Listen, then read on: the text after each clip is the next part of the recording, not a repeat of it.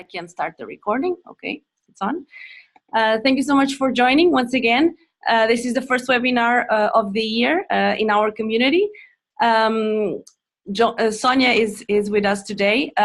She's a very experienced entrepreneur herself. She has worked across sectors and different organizations, and she will be sharing with us the experience of the entrepreneurs. Nothing better than learning from the mistakes and the experiences of others to take the learnings for ourselves. So if you have questions through the session, just please write it on the chat. There's a chat that it's a common chat, so you can just write it, and then Sonia at the end, she can see it and she can manage the questions or your insights about what you will be hearing. Okay, so I'll just handle it to you, Sonia, so you can start. Thanks so much, Alex, and I'm really excited. I'm even more excited that you start the year with me, which is really awesome. So maybe I'll just take a minute and tell you what I have been doing. I've done banking for most of my life, for over a decade. I have been to over 50 countries. I have been running a travel blog, which is called Ticking the Bucket List. I have also started and successfully run a smallish company which does travel exclusively for women outbound from India. I have 2 MBAs and an engineering degree. And currently, I also run an accelerator in India, which identifies either high potential or struggling startups, which will warranty a mentor for change, then get into a round of fundraising by getting through organic business. So that's pretty much what I do. Because of the accelerator, I end up actually meeting a lot of founders, a lot of entrepreneurs. On an average number, I meet around 3 startups a week. So it's pretty much easy for me to understand what mistakes founders make, because I have done a lot of them when I started my entrepreneurial journey. And I still continue to make them, but I think I'm a little smarter now, so which is where I wanted to share my experience. I'm also in the process of launching another startup of mine in the personal care space. So the examples that I pick up and try and elaborate points will be from what I have learned and from what I have learned from the founders who keep coming to talk to me. So I won't hold on too long. What I plan to do is take you through the points which I have, the top 10 mistakes in the first 35 to 40 odd minutes, and then we can have a whole host of questions that you are free to ask me. Super. So I will go ahead in the first mistake. Okay, before I start, the mistakes that I'm going to highlight are in no particular order. It's not that the first one is the most important or the last one is the least. To me, they are all equally weighted, and that's where the entire intention is. Every startup is different. Every founder is different. Every experience is different. These are the points that would be nice to take care of and not make these mistakes. So we start off with the first one. And this is the most crucial one, not knowing why. Why do you really want to become an entrepreneur? Why do you want to have a startup of your own? What is it that you're trying to do? So the first point is introspection. And it is surprising that not many entrepreneurs and founders take the effort and the time to introspect as to why are they doing what they're doing. Because what happens is, if you don't understand the why of what you're doing, very soon you will run out of steam.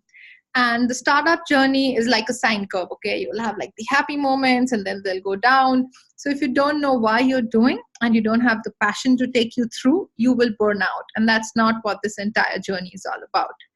And that's where the next point is, the passion. Once you know why you're doing it, do you feel that strongly for it? If you're actually making a startup because it's a fad and all your friends have a startup, it's not the reason. Which also means that you will probably not be able to run that business for the next 5 or 7 years. Now, an exit may happen for all you know, in 1 year, 3 years, 5 years, or may never happen. So do you feel passionately enough that if you have to run the business for 5 years, you will be able to sustain it? And if that is the case, what goals do you have? What is it that you foresee and envisage for yourself and for the startup 1 year down the line, 3 years down the line, 5 years down the line? All these things need to start falling in place when you start your journey. So let's say if your goal is to actually look at the startup like a hobby, it should not be your prime focus. But if you're really feeling passionate about a problem that you're trying to solve. So I met 2 founders who are trying to solve the way cattle is traded in India. And 60% of our population is rural. And the way people trade cattle is not through a platform, is not by having rate cards, is not by doing a medical inspection of the cattle, but just by talking to each other. So I come to you and say, you know what, nice cow, give it to me for $100. And you say, no, $100 is too much. I'll give it to you for $60. So the goals that these people had were long term. They really wanted to solve a problem. They were passionate because they came from a family which had cattle. So that's where things were falling in place, and they would be able to run the business for the next 5 years, investment coming in or not coming in. And then the problem, why me? Or the question, why me? Now, these guys, the example that I gave you, they had cattle, they understood the problem, they knew people, and they knew how should they solve it. Now, if you are trying to address a problem, why is it that you will be able to do a better job?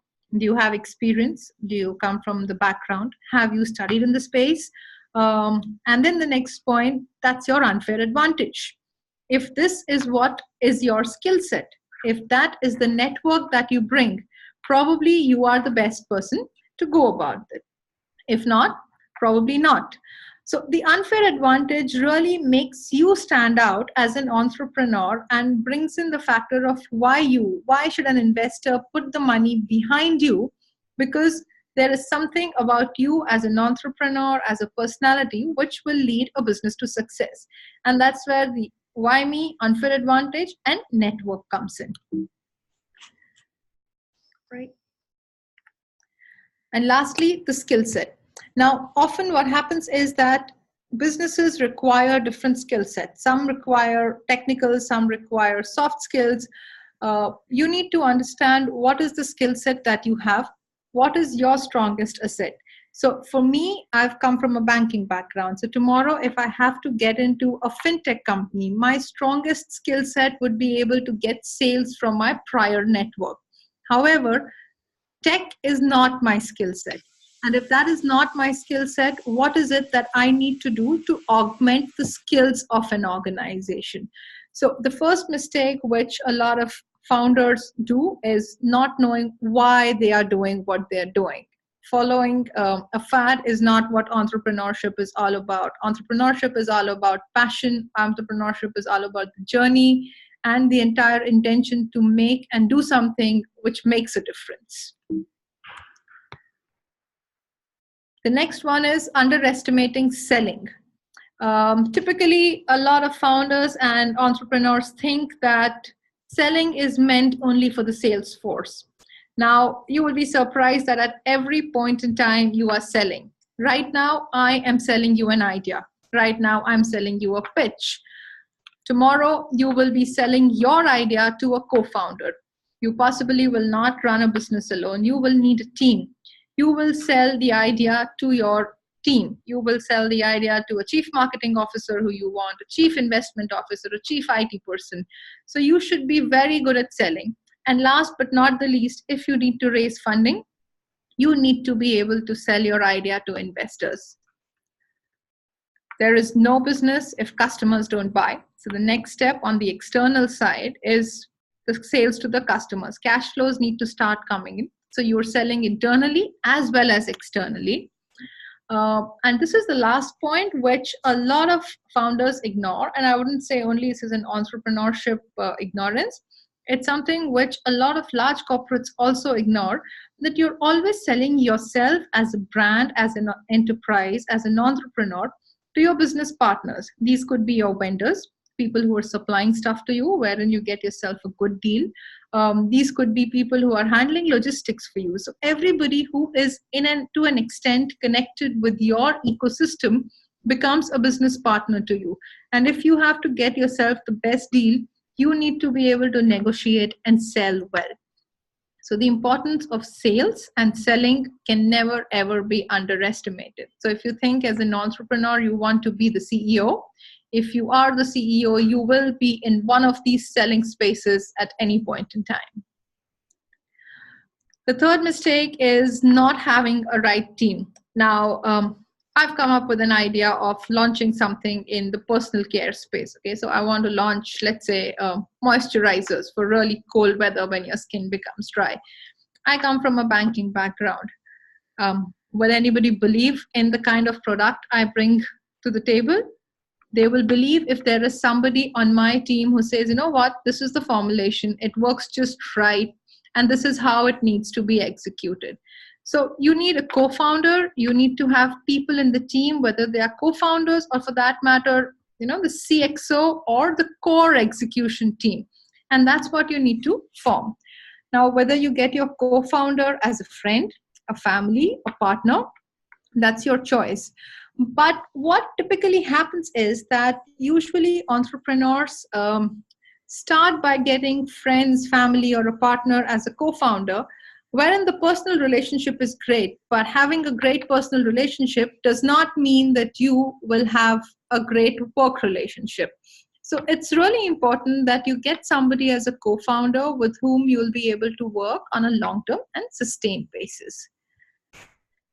And what sort of an equity do you want to share with your co-founder? Who's got the idea? Do you have the idea? Great. Then what skill sets does your co-founder bring in? So I bring in the skill sets of launching a moisturizer on Amazon, but my co-founder brings in the skill set of actually making an amazing formulation, which will ensure that people have a repeat purchase. I'm short of money right now, so I put in $100,000. My co-founder is flushed with money, so he puts in another $250,000. That again decides the equity split, but it's not only money alone. Now, my co-founder does not have any connections, but I have 1,000 connections which can not only push the product on Amazon, but maybe around 7 or 8 more retail platforms globally. So then those connections start getting valued versus only the money. You have to work together, so the motivations need to be similar. Time horizons need to be similar. It cannot be that your co-founder wants to exit in 12 months or this is just an experiment for your co-founder, because if that happens, you will be left high and dry. And lastly, and most importantly, success of a startup depends on how well an idea is executed. Sometimes you might have a great idea, you might be great at strategizing, but you're not good at execution. So do you want to have a co-founder who can actually execute and you are the one who helps in ideation? And which is where you have to make sure that the skill sets are complementary. Let's say, if, again, we go back to my personal care example, launching a moisturizer. If I get somebody else who understands the digital space, who understands the entire financial and strategic space, it's exactly what I am bringing to the table. That's not what I want. I want somebody who understands formulation, or I want somebody who understands creation of luxury designs. And that's the complementary skill set that I'm looking at. So if you're getting overlapping skills, it just doesn't make sense. But if you're getting complementary skills, it just adds to the entire structure of the team.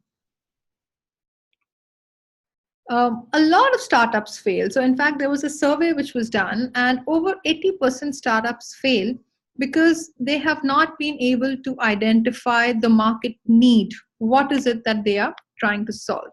So is there a need? Is there a problem that they're trying to solve? Or what are they really trying to do?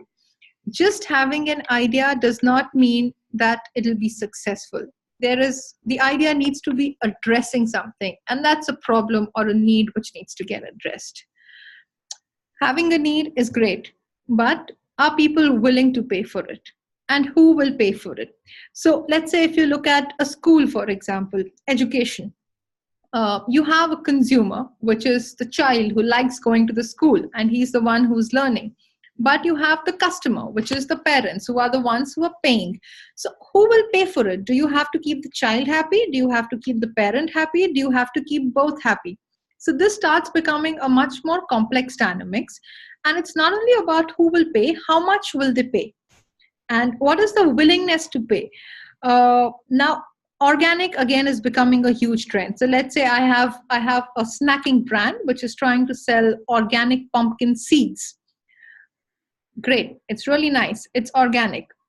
Who will pay? The consumer will pay. Great. But how much will he pay? Will he pay a premium of 20%, 30%, 50%? So there is the willingness to pay and the ability to pay. They have the ability to pay. They can afford buying it, but how much of a premium will they want to pay? So that needs to be identified as you factor in pricing in your entire business model. Is the market big enough? Now, what typically happens is that when founders start off with the market landscape, how big is the market size? Now, let's say I'll go back to the example of launching a luxury brand in the moisturizing space. So I want to launch a luxury moisturizer. I believe that it's got a floral aroma, so women will use it. And women between the age of 25 to 45 would like to use it. That's what I'm looking at. However, I have not put in the filters. The filters are, because it's luxury, it's only those who are affluent or who are earning well will use it. So I actually have lost out a bit of the market, which is what I thought initially. Second, because I am going to start off marketing using only digital marketing, it's people who are more savvy on digital buying will use it. So maybe that's not 100% of the market in the affluent. It's probably 80% of the market, those who want to trust a digitally marketed brand. Third, a lot of people will not want to buy a personal care product without trying it. So really my market starts becoming smaller and smaller, and thus my addressable market probably might just end up being 15% of what I thought initially. Now this is the market you will play in. How big is this market? Is it a few million? Is it a few hundreds? Is it a few thousands? That is a study which needs to be done, because this is what will determine your growth.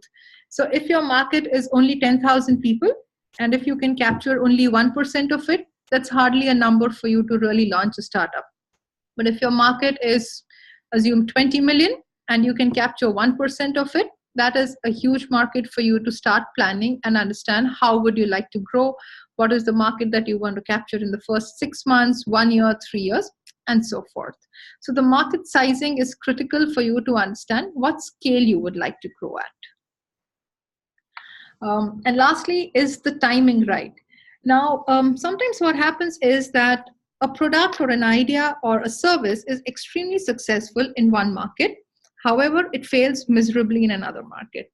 So I'll give you an example of a company called Threadless. Now, Threadless is a company in the US, wherein it's built a community of designers who submit designs for t-shirts. The more likes they get, the one who gets the maximum likes, that design goes into print. That designer gets awarded a cash prize, and the t-shirt is sold further. Now, the design is validated and then goes into a print. The model is great, worked very well in the US, was launched, I think, in the early 2000s. They raised around $350,000 and are valued at a few million. Now, a company in India tried to do something very similar in around 2006 or 2008.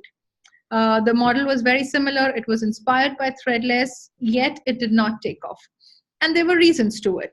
Now, the penetration of internet at that point in time was really low in India. People weren't buying using the e-commerce platform. Mobile penetration was low. People weren't as savvy. There weren't as many credit cards to allow people to buy online. And the model didn't work. So the timing was perfect for the US market, but it was really bad timing for the Indian market. Now there's another company which is trying to do something similar. And for all you know, it might succeed because data is cheap in India. People are more e-commerce savvy. There's a lot of action happening in the space. So it's not only about the idea, it's about the timing and how open is the market to trying out what you want to do. So halfway through, we have the money, and we all like the money. So what startups usually don't realize is that they don't track their cash flows carefully. What is coming in and what is going out. Usually they don't realize where cash is getting stuck. So assume that you're making a lipstick. And when you make a lipstick, you need to buy shea butter to make the lipstick. Now, when you're buying the raw material, you're paying all your cash upfront. But when you are selling it to a wholesaler, let's say a Carrefour, a Mercadona, he is going to stock the material and will probably pay you 15 days from then. So your cash is actually getting stuck for 15 days in terms of receivables. Also, you're building a certain amount of inventory, wherein again, cash is getting stuck. this is not allowing your money to churn because your outflow is so much faster than the inflow, and that makes your cash conversion cycle so much slower. So as a startup, the idea is to make more money out of little money, and that can be done best only if you are able to track your cash flows extremely carefully. Who is paying? So really, who's paying? Who exactly is your customer? What is his ability to pay? What is his willingness to pay? And I discussed this a couple of minutes ago. There is an entire thing about creating a customer persona and understanding how much is this person going to pay. So in fact, there is a corporate or a startup, if you want to call it, which actually had a life-size cutout of a customer persona called Julie. And each time they would want to make a decision about a product, they would say, would Julie buy it? And that's exactly what you need to understand. Who is paying? Who is your Julie? And will she pay for it or not? Because if there is no money coming into a startup, there's really no business in the startup. Now, as you're trying to grow, you will need to have more customers. And to acquire customers, you will need to spend some money, and which is where your customer acquisition cost comes in. Now, typically, you will have a hockey stick or a J sort of a curve, wherein initially you will invest, spend on marketing, start getting your customers, and that starts translating into a customer acquisition cost. However, customer lifetime value is what this customer will spend when he or she is with you for the entire lifetime that he or she is with you. So let's say if you have a website which sells used cars, you might spend $100 to acquire a customer, but the customer will possibly make only one purchase for 3 years, and that just might be $300 or $400. However, if you have a platform which sells electronics, once you acquire the customer will probably make repeat purchases, a cell phone, a Kindle, an electronic watch, and that's where your lifetime value starts growing up. So it's important for you to understand how much are you spending on acquiring a customer and how much is the customer actually giving you in terms of returns. Obviously, the customer lifetime value has to be much more than the CAC. There is no magic number to it. It really depends on the kind of business model and the segment that you are in. Like I said, it'll be very different for a platform which has got used cars. It'll be very different for a platform which sells electronics. Extremely different from the way Amazon was when it just sold books. So it depends on what sort of a business model you have when you're looking at the CAC versus the customer lifetime value. Where's the cash burn? So one cash burn as a startup that you have is the marketing. But besides that, you also have a lot of costs. You have employees. So let's say you want to get a sales team. You need to pay salaries. So that becomes critical. Where else are you burning cash? Are you burning cash in buying inventory? Are you burning cash by having an office? What else are your expenses? So it's crucial for you to understand how much are you spending and where are you spending, and how much will you be able to survive without funding. So you've put in some equity money. So let's say you've put in $100 and you're burning cash at the rate of $10 a month. So at that particular sales, you will be able to survive 10 months. But the minute you factor in some growth, you might need to add on more stuff. And that's where your cash burn will grow up. So your cash burn needs to be aligned with your growth plans, which need to be aligned with the equity that you have in your kitty. And with equity comes the thing about raising money. Usually most startups that come to me when they have only 1 month of funding left with them, which is a pity because you need to understand that raising funds takes time. You need to talk to a lot of investors. You need to talk to investors who like you, and you need to like them as well. There's due diligence, there's documentation, there's term sheets, there's closing of a whole other things. So typically, the best thing is to probably be able to close a funding round in 2.5 to 3 months, but ideally you should budget anywhere between 3 and 6 months so that you don't lose your negotiating power with the investors. And it also lets you understand what is it that the investors are looking at and gives you time to tweak things if needed. Mistake 6, who's your mentor? So I mentor quite a few startups, and this is a topic which is really, really close to my heart. if you are 25, 26, you need a sounding board with somebody who's so much more experienced. I'm probably much, much older than that number, and I have just signed on the mentor for my startup today in the afternoon, because all of us need to understand what things will look like from another person's perspective. You need to have a sounding board who's rational, who's more experienced, who probably will be able to shed a light which you wouldn't be able to deep dive into. What also happens is sometimes when you're trying to do something different, which is when we go back, when you don't have a network, ideally, if you have a network, great. But if you don't have a network, you need industry connects. So if I'm trying to launch a brand of luxury watches and I want to house them in a few premium outlets in, let's say, Dubai or in London, how do I really reach out to the merchandiser or the buyers in these houses? I need some industry connects, and that's where having a mentor will help me understand what is it that these houses will need, and who should I actually pick up the phone and speak to. Maybe they won't talk to me, but if my mentor introduces me, it just might be so much easier. That's where they come in as experts. So if I go back to the example of the moisturizer, I need somebody in formulations, but I'm not getting a co-founder who I want to give away 20% of the equity to. However, I've been able to connect to a mentor who's been running formulations for a pharma company for 40 years. And he's very happy to hop on board and give me some advice because he's close to retirement. He doesn't want to spend that much time, but he's happy to give me the advice. So advice is something which mentors would be really, really helpful for. And the last 2 points are you need to respect the time and the effort that mentors put in. And mentorship doesn't come for free. So if I expect somebody with 40 years of experience to give me 3 hours every week or even 5 hours every fortnight, I need to be able to give something back. Honestly, I'd love to be able to give a consulting fee back, but sadly, startups are always strapped for cash, and that really wouldn't happen. It just makes sense to, in that case, offer them a smallish equity, saying that, you know what, why don't you come on the mentorship board and we'll offer you equity. If you are able to give them a mix of, let's say, cash or equity, which works better for them, those are things that you can always explore. But the intention is to make you understand that good quality mentors would not want to spend their time with you for free. And really, if you are trying to do something which is for profit, it just makes sense to pay people for their advice and the connects that they bring into your system.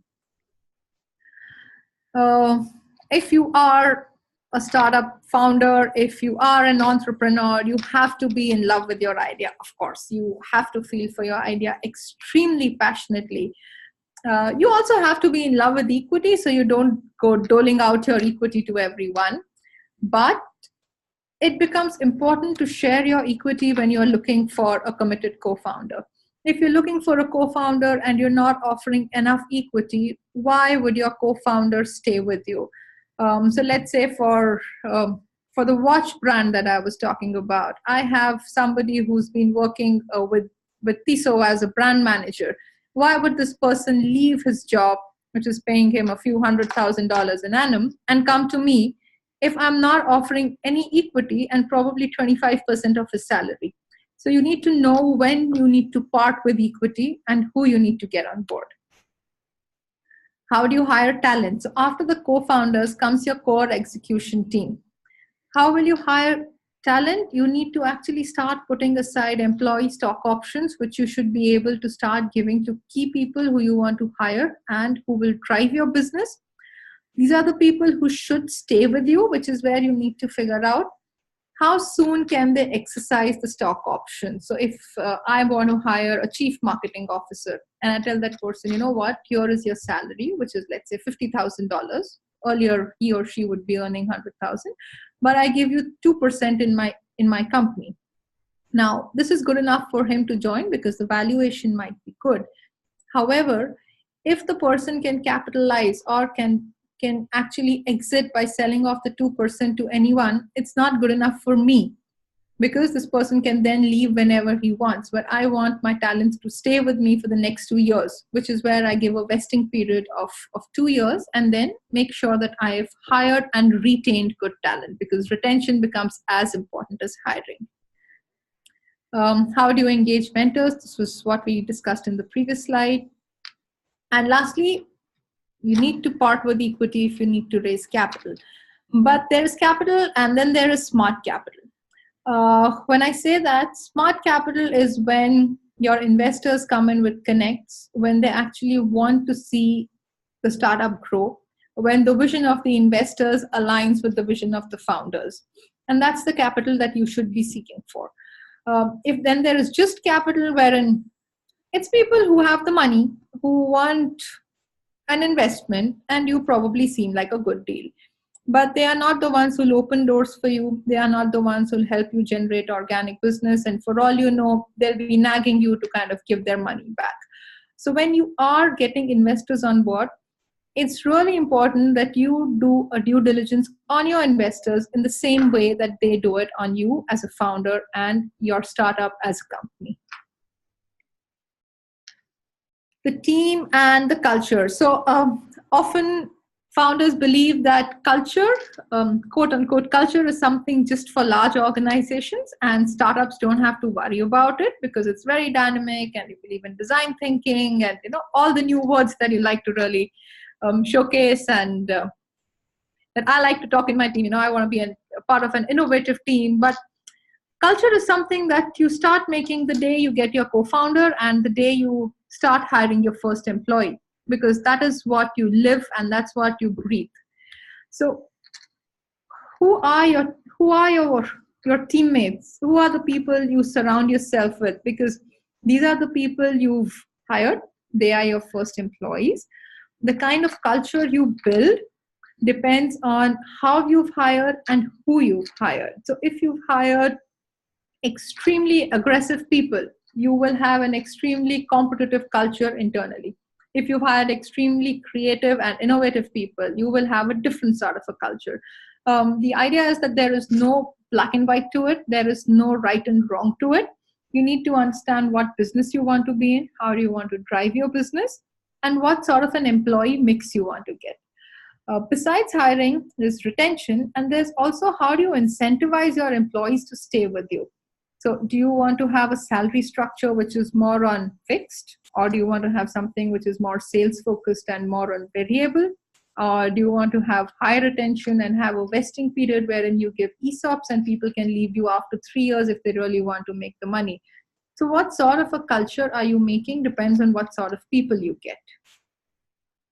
Now when you've gotten your first few employees and the culture has started to build up, because that's how it is, right? Either you come at 9 in the morning every day and things work like clockwork, or it's very, very random and everybody's busy doing what they want, and then you group together once in 3 days. It's formal, informal. Do you have fancy designations? Is there a reporting structure?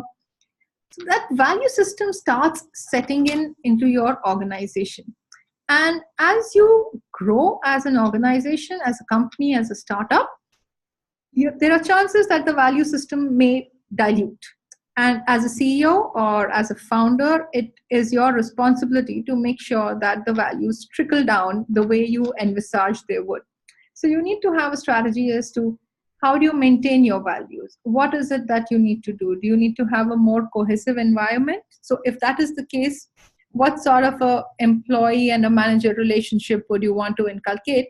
And all this starts from top down. So it's really important for you to have a strategy into place that the ethos of your organization or your startup stay the same, whether you are a 10 employee organization or 1,000 employee organization. And that's the culture which you are building. So really a founder is a visionary, an entrepreneur is a visionary, and what you create is a vision, and that comes with business, but business is all about people doing things together. So really the culture that you bring in becomes extremely critical. In love with the idea. This again is, I don't know, I would want to say a flip side of being extremely passionate about your idea. You need to be extremely passionate about your idea. It should not be easy for people to shake the idea off your mind. So like, I am extremely passionate of launching something in the personal care luxury segment. And while people might come and tell me it's cluttered, it's not a great idea, you've L'Oreal, you've got so and so, I still want to do it. Great. But there's a difference between being passionate and being blinded. Being blinded is when you are seeing data which is contradicting you, when you are piloting and you're getting something which is not successful for a reason, and you're not able to digest it. So being passionate is one thing, but if you actually go into the extreme, that starts becoming a blind side that you have. When you've piloted, you realize you failed. There is the inability to acknowledge mistakes. And if you don't acknowledge mistakes, you will not be able to pivot. So there are two ways to look at it. One is that you go headstrong and you keep trying the same thing 1,000 times. And you say, you know what, sometime I will succeed. And then the other way to look at it is, you know what, let me try. And this went wrong. So let's say if I make a delta change over here, I might succeed. So if you don't acknowledge your mistakes, you will never be able to pivot. And a lot of times startups succeed so much more than bigger organizations is because they can pivot so much faster in response to the market.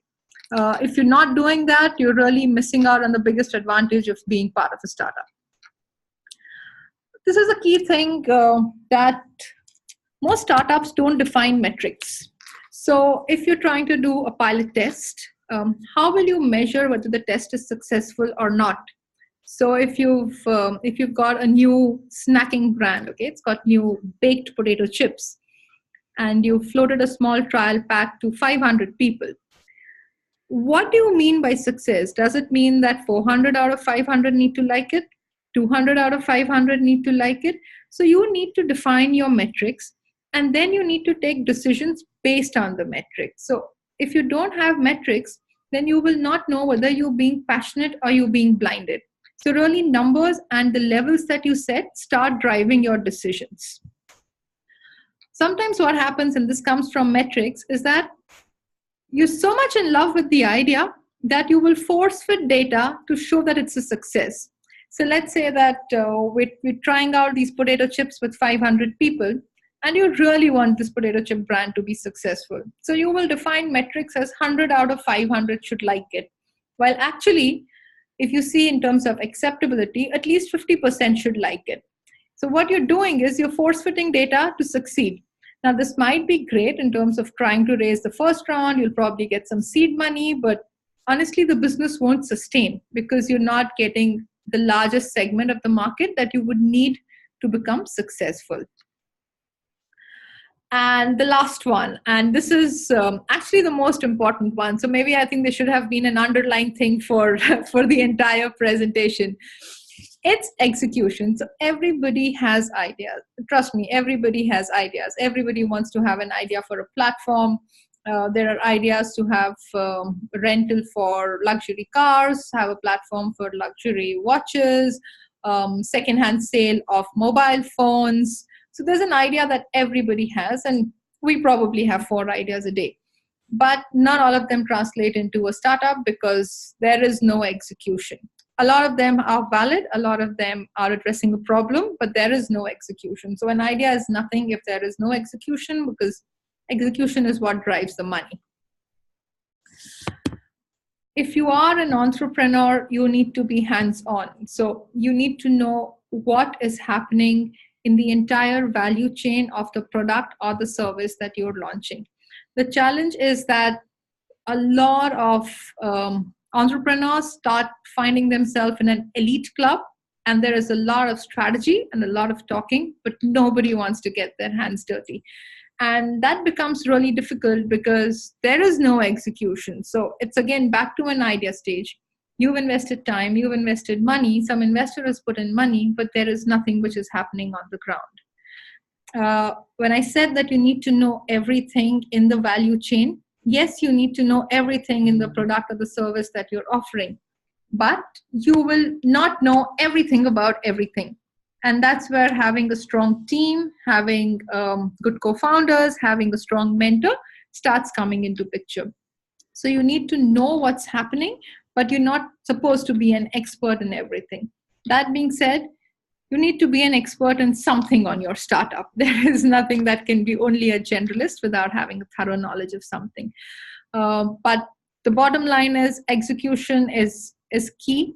At any point in time, the same idea is being thought by many, many people around the world. If you cannot translate it into an actionable, it's an idea, it's just a dream, and really we are here to execute dreams. So that was pretty much the last one. And let's just hit the road, and I'm very happy to take questions. So do we have a few questions in the chat? Yes. Would like to start with those, maybe? Super. So I will start with the one that Chandar has, that how can you sell well? What skill set should we work on in order to become persuasive and sell well? So I'll take this one first. How can you sell well? Honestly, you can sell well only when you are able to understand what is it that your customer wants. And that's the need. Now, this is equally relevant whether it is B2B or it is B2C. Now, assume you're in a sales team, which is, let's just put it at a startup place. You're in a sales team which is handling sales of air conditioning for a building. Now, this person who's sitting right opposite you needs to know, why should he take it from you? Is it a relationship-driven selling? Is it a pricing-driven selling? So a sales will translate into actually a closed sales only when you are able to address the need of a person. So empathy, understanding, communication skill, that becomes very crucial for you to be able to sell well. And that is relevant whether you're selling your idea to a co-founder, to employees, to an investor. What skill set should we work on to become persuasive and sell well? Again, a very underrated skill set is the ability to listen. And not hear, listen, to really give an ear to somebody and understand what is it that they're trying to say, and ask questions, because often we assume things and we don't clarify. So the ability to listen and ask questions and empathy becomes extremely crucial to close a sale. The next one, what is better, outsourcing skills, let's say software deal, or hiring people with that skill set? Well, whether you need to outsource a part of your startup or you need to hire depends on what exactly is that your startup is doing. Now, every business has a core. You can never outsource the core. So if your startup is about creating an AI software, you can't outsource that. You need to hire people who are skilled at that, and you need to drive it. However, if your startup is about making high quality olive oil, you're trying to source it from the best place and you're trying to actually sell it to the world.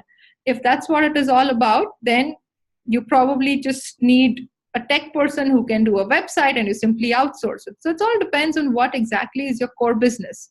If your startup is about digital marketing, then you cannot outsource, or let's say if your startup is about creating logos for startups, okay, you cannot outsource creative stuff. You need to have your creative stuff, but you can always outsource creation of the platform. So it depends what your business is. You should never outsource your core business, but whatever is ancillary can always be outsourced. And not to forget, whether you outsource or hire depends on the kind of funding you have, because hiring people comes with its fixed costs. You have to have a salary, you need to pay some bills, you need to take care of a lot of other things which comes with hiring human resources. And in certain geographies, it gets very difficult to fire them. So that is, again, very crucial.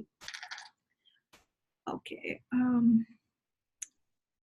How can I attract team members at an early stage? No revenue. So the most important thing when you're trying to get team members at an early stage, at a no revenue stage, is to be able to offer them some amount of equity.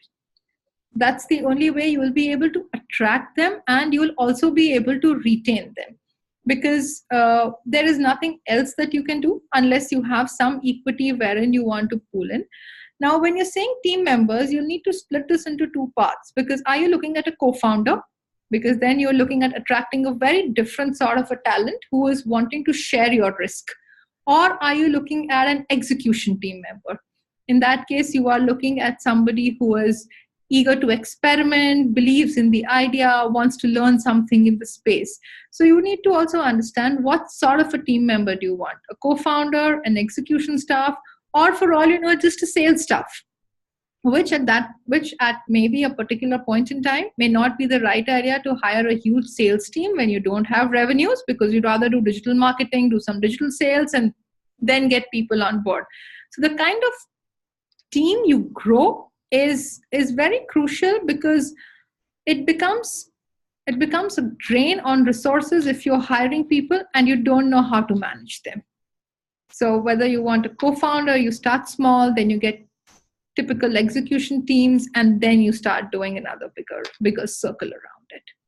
But the best way, no revenue stage, is always to be able to offer equity, and which is where I said, how much equity do you want to share with your co-founder, and what sort of an employee stock option plan do you want to have in place. And it's important to keep all this in mind, because then your incorporation documents to an extent start getting ruled by all this. What's the best way to test my price strategy? Pricing is always an interesting one. There is always the ability to pay, which I had mentioned, and then there is always the willingness to pay. Now, there are lots of ways in which you want to test your price strategy. One is understanding what is it that you're offering and what is the value that the potential consumer has in his or her mind. One way of doing that is just by talking to them. But if you ask them for what number would they want to pay, so let's say the organic banana chips, okay, coming from plantations in Africa, absolutely organic, no chemicals, no pesticides. Would you like to buy it? Yes. How much would you want to pay for it? Now, everybody will give you a different answer to this. It'll range from 2 euros to 20 euros. Now it becomes important as to where do you want to sell it. So your pricing will be driven by who is Julie for you. You remember the cutout of the woman who would want to spend? Who is Julie for you? So you really figure out who is your customer persona and what price point do you want to put it at. And then it becomes all about how you want to structure your brand. Are you going to become a high volume, low margin brand? Or do you want to become a high value, low volume brand? So it starts figuring out into all these things in terms of testing your pricing. Now, if you're looking at a premium brand, then probably 20 euros is where you want to test, but then your market size becomes really small. So there are these different ways in which you want to do it. Another way of trying to figure out pricing is, what is competition doing? And when you look at competition, it could be direct or it could be indirect. So when we're looking at banana chips, it does not have to be that you're competing with another banana chip brand, because what will happen is if I want to snack, I could either pick up banana chips, or I could pick up potato chips, or I could pick up coconut flakes. So there is direct competition and there is indirect competition. So when you launch, people will move in from direct competition and people will also move in from indirect competition. So your pricing strategy, first to test that, is define who your consumer is, have your Julie ready. Understand what Julie wants to spend and why she wants to spend, and then understand her ability, which is sorted, and willingness to pay vis-a-vis the kind of competition that is there. Sonia, can you hear me? Yes. Hi, Sonia. This is Chandar. Hi, Chandar. I have two questions related to personas here.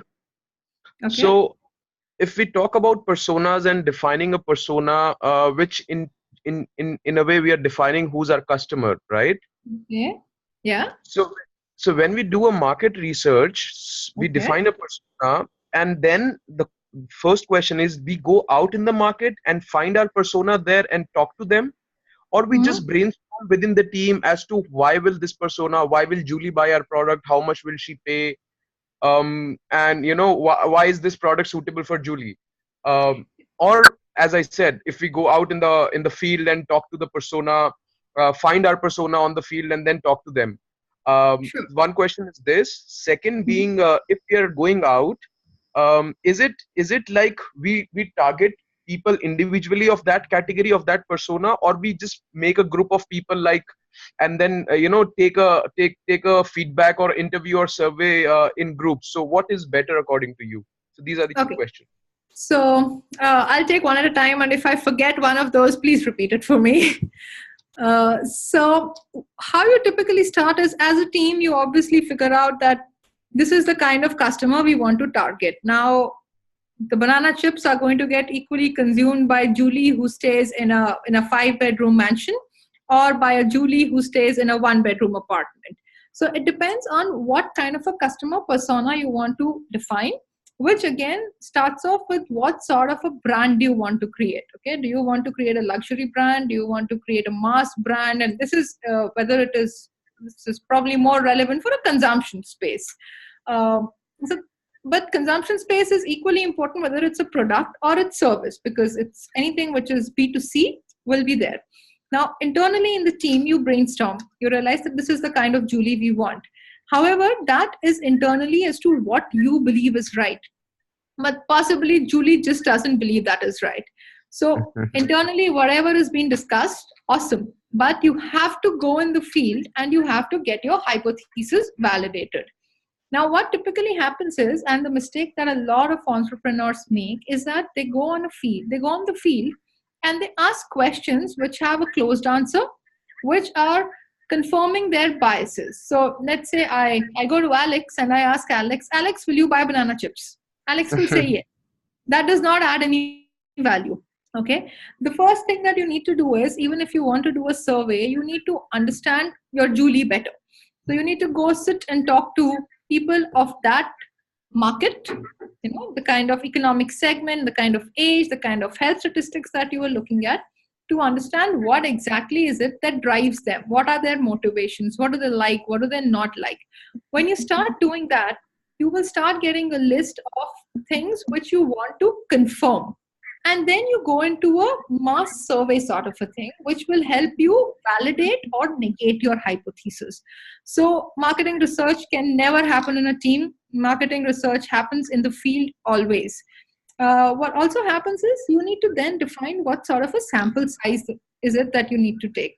And the challenge is, when people do their market research, they do it in a very small and a very close-knit sort of a sample. So you'll go talk to your friends and your family, and you will get a positive answer because everybody thinks like you. But really, is the world like your friends and family? And is the target market just like your friends and family? So market research definitely has to be out. Brainstorming happens internally. For all you know, when you go and talk to Julie says, you know what? I hate banana chips. I will never have them. And in that case, you come back to the team and you say, you know what? 80% of the people I spoke to don't even want to eat it. So maybe we change the target segment, or maybe we change the product, or maybe we change the pricing. So that's typically how the circle goes until you hit it right. And hit it right is dependent on the metric that you have defined. So it all starts folding in from whatever I've been saying in the last few minutes. Correct. Okay. Thanks, Sonia. Yeah, thank you. We have a few more questions from Yes. Inez. How can I estimate the elasticity of demand? Okay. We have some questions also from Emmeline. Just to give some, I know Chandler has other questions as well, but just to give some room for yes.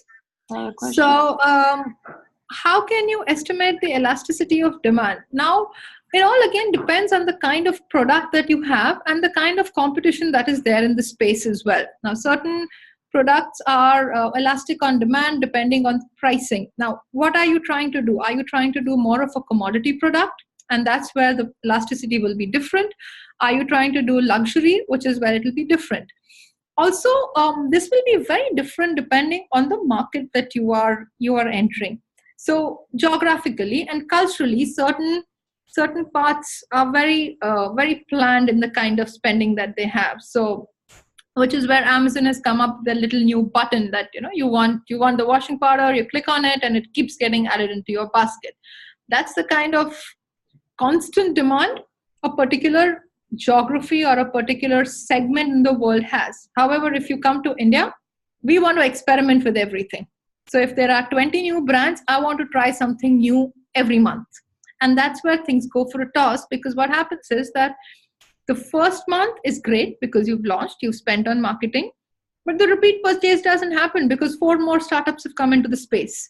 So depending on what product you have, what geography you're targeting, what price point, are you in a commodity space, are you in a mass space, are you in premium, or are you in luxury, your elasticity of demand will change.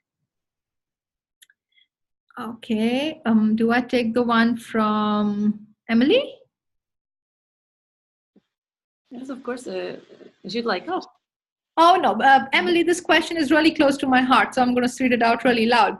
If I don't have co-founders or a teammate at the beginning of my journey, does it mean it'll be a failure? Definitely not.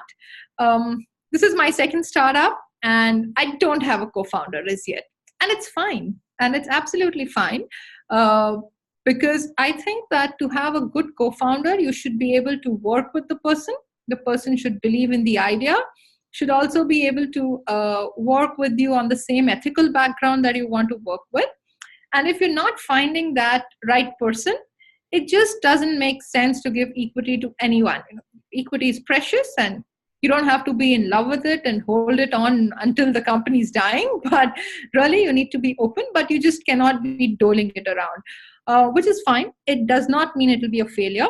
However, there's steps to address that issue. So you probably can start getting mentors who will tell you, they're not co-founders, but they are the ones who will tell you, what, hey, why don't you do this? Why don't you do this? And start putting a plan in place. You may not get a co-founder, but you may have 2 or 3 great mentors. You may probably be able to prototype it. You may be able to outsource your non-critical, non-core parts and have a working prototype, get into a small seed funding stage, and be able to hire employees. So not having a co-founder does not mean it'll fail. But what happens is that why we always need to have a co-founder is that startups is really never an upswing. Things go down. And when things go down, it's just nice to have somebody in the same boat with you. So that makes a lot of difference. And life also has ups and downs. You're not well, you want somebody to take care of things happen. Personal life sometimes takes over. You want somebody who can handhold the startup. And that's where the co-founder starts becoming really important. And which is why even investors like startups with 2 or 3 co-founders, because one of them, if he or she decides to back out, they know that the company will run. And that's the kind of bias. But really, no, you drive your own startup. So success is all yours if you want to succeed. Okay. Ines, how do you go from handling everything to delegating, especially the most operative things? So what happens is, and this was a personal problem for me. I used to find it very, very difficult to delegate for the first half of my career, actually for the first 70% of my career, until I figured out that I'm literally dying and everybody else is having a good time. So what happens is that as business starts growing, you will start figuring out what are the things which are critical for your business, what are the decisions that are critical for your business, and those are things that you don't delegate. Also, with a startup, the kind of co-founders you get, the minute you get a co-founder, we go back to complementary skills. You decide what is it that you do and what is it that your co-founder does. So there's really an automatic delegation which happens to an extent. When you hire the core execution team, you define roles and responsibilities. So often what happens is that founders and entrepreneurs hire people, but they don't define roles, responsibilities, they don't define what are the deliverables. And that's where things start getting really messy because there's so many cracks and deliverables start slipping through. So delegating becomes easier, firstly, if you identify what's your core operation. What is it that is important in terms of a strategic perspective for you to be able to handhold? What metrics do you want to see on a daily, weekly, monthly basis? Because in that case, even if you've delegated and you're seeing numbers which are validating a particular strategy that you wanted to follow, things are going fine.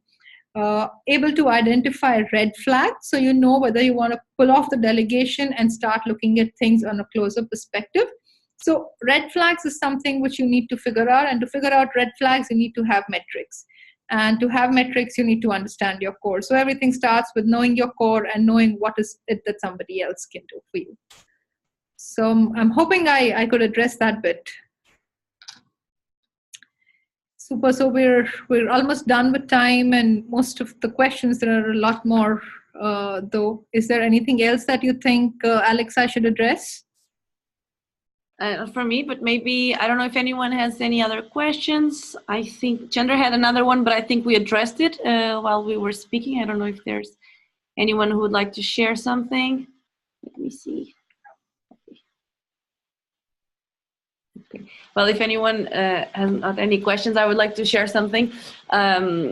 Hearing you, I remember that I have a friend that it's a pretty successful entrepreneur. He had great ventures that he ended up selling them, and others that were failures, of course, because we all fail. And he used to say that he looks at his successes and he celebrates them, of course, but they are a result of many things. Hard work, of course, but also timing, network, luck, and that on the other side, his mistakes were the learnings that he treasures the most, because the ones that he kept in mind, because that's where he learned to do business. So it's a little bit like you said, Sonia, business is about people together, people doing things together. So thank you so much for you also for the sharing and for mentoring us today. Thank you so much for having me. It's a pleasure. It was I was very happy with this session. I would like to invite anyone who has comments or who would like to share something with Sonia, or who would like to then send us something that we can send forward to Sonia, to feel free to do so as well. And I want to hear all your feedback on the session. But I think there are no questions so far. Super. Okay. So if that's it, thank you so much, everyone. And Sonia, really super. Thank you. Thank you so much. Thank you so much, everyone, for your time. Thanks so much, Alex, and a big thumbs up for Rich for Billions. Thank you. Thank you. Bye, everyone. Have a good day. And if you want to share something with Sonia after, just let me know, and we'll be happy to share it. Super. Have a great rest of the week. Bye, everyone. Thank you, Sonia. Thank you.